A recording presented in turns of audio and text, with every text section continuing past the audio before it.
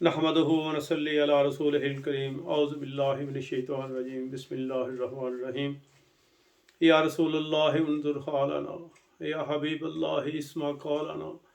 اننی فی بحر غم مغرق خذ یدی سخر لنا اشفالنا اللہم صلی علی سیدنا مولانا محمد قدر حسنہ و جمالہ و جودہ و کمالہ وبرہ و نوالہ وعلی آلہ و اصحابہ وبارک وسلم وصلی علیہ۔ سامعین، ناظرین، ہم نے اس سے پہلے جو اپنی ویڈیو کافی دیر پہلے اختتام کی تھی، اس میں حضور نبی کریم صلی اللہ علیہ وآلہ وسلم کی سیرت طیبہ کے متعلق آپ کو آگاہ کر رہے تھے۔ تو میں آپ سے معافی چاہتا ہوں کہ کافی دیر غیر حاضری رہی، مختلف وجوہات کی بنا پر۔ اب انشاءاللہ دوبارہ سلسلہ شروع کیا ہے۔ دعا فرمائیں، اللہ تعالیٰ مدد فرمائے اور باقاعدگی سے اس کو نشر کرنے کی توفیق عطا فرماتا رہے۔ من بنداروں کے دیدن نہ گزارن، دیوانہ زلفے کے کشیدن نہ گزارن۔ خسرو تو بس بلند شوی در طریق عشق، گویا وبائے بوس سگانش رسیدہی۔ اس دن سے خسرو کا مقام عشق میں بہت بڑا ہو گیا ہے جس دن سے اس نے رسول کریم صلی اللہ علیہ وآلہ وسلم کے در کے کتوں کے پاؤں کا بوسہ لیا ہے۔ من بندہ آروئے کے دیدن نہ گزارن، میں اس کا غلام ہوں، اس حسین مکھڑے کا غلام ہوں جس کو دیکھنے کی مجھ میں طاقت نہیں۔ دیوانہ زلفے کے کشیدن نہ گزارن، اور ان حسین زلفوں کا دیوانہ ہوں جن تک میری پہنچ نہیں ہے۔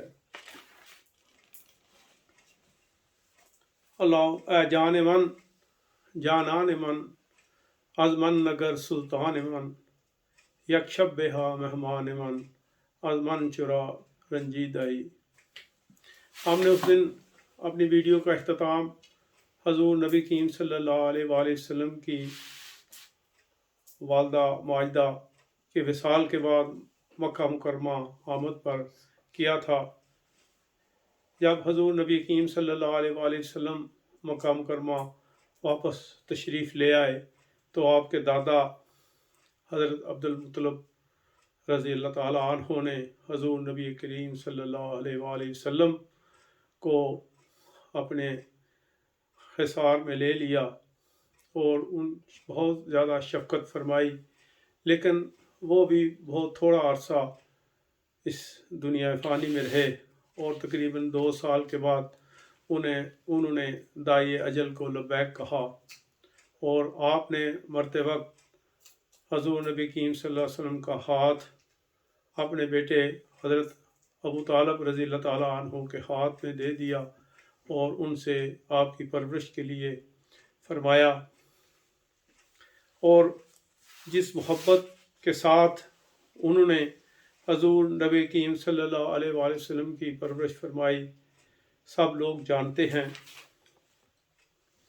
حضور نبی کریم صلی اللہ علیہ وآلہ وسلم نے حضرت ابو طالب کے ساتھ شام جانے کے لیے عزم کیا اور آپ کے ساتھ شام تشریف لے گئے۔ جب آپ شام تشریف لے گئے تو وہاں پر ایک راہب تھا، اس نے حضور نبی کریم صلی اللہ علیہ وآلہ وسلم کو دیکھا تو وہ بہت حیران ہوا کہ آپ جس طرف جاتے ہیں سخت دھوپ میں بادل آپ پر سایہ کیے ہوئے ہے، اور آپ جہاں بیٹھتے ہیں وہ بادل رک جاتا ہے، جب آپ چلتے ہیں تو بادل ساتھ چل پڑتا ہے۔ اس نے نبی آخر الزمان کی جو نشانیاں پڑی ہوئی تھیں، اس نے دیکھا کہ آپ ایک درخت کے نیچے جب تشریف فرما ہوئے تو اس نے سن رکھا تھا کہ اس درخت کے نیچے سوائے آخری نبی کے اور کوئی نہیں بیٹھے گا۔ اس نے آپ کی نشانیوں کو مزید دیکھنے کے لیے تمام جو تھا قافلہ اس کی دعوت کی اور سب کو اپنے پاس کھانے پہ بلایا۔ تمام قافلے والوں نے حضور نبی کریم صلی اللہ علیہ وآلہ وسلم کو چھوٹا بچہ سمجھتے ہوئے اپنے سامان کے حفاظت کے لیے وہاں پر چھوڑ دیا اور خود اس کی دعوت میں چلے گئے۔ تو جب اس نے آپ کو نہ دیکھا تو اس نے دوبارہ قافلے والوں کو کہا کہ آپ ان کو بھی ساتھ لے کے آئیں، اور جب اس نے حضور نبی کریم صلی اللہ علیہ وآلہ وسلم کی نشانیاں دیکھیں، نبوت کی نشانیاں دیکھیں، تو وہ آپ پر بہت زیادہ فریفتہ ہو گیا، اور اس نے حضرت ابو طالب رضی اللہ تعالیٰ عنہ سے عرض کی کہ آپ اس بچے کو واپس تشریف لے جائیں کہ کہیں خدا نخواستہ کوئی دشمن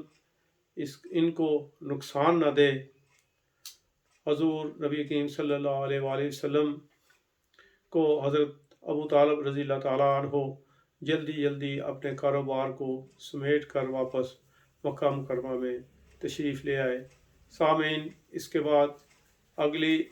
نشست میں ہم آپ کو حضور نبی کریم صلی اللہ علیہ وآلہ وسلم کے بعد کے سیرت طیبہ کے حالات سے مطلع فرمائیں گے۔ یا رسول اللہ، یا حبیب اللہ، آپ کی امت بہت تکلیف میں ہے، یا رسول اللہ مہربانی فرمائیں، ان کے دکھ درد کو دور فرمائیں، امت مرحومہ کے گناہوں کو اللہ تعالیٰ سے معافی لے کر دیں، اس پر رحم فرمائیں۔ وآخر دعوانا الحمدللہ رب العالمین۔ سامعین و ناظرین، تمام جو ویڈیو ہم آپ سب کو چاہیں، آپ ان کو دوسرے لوگوں تک ثواب کے لیے پہنچانے کے لیے زیادہ سے زیادہ سبسکرائب اور لائک کریں۔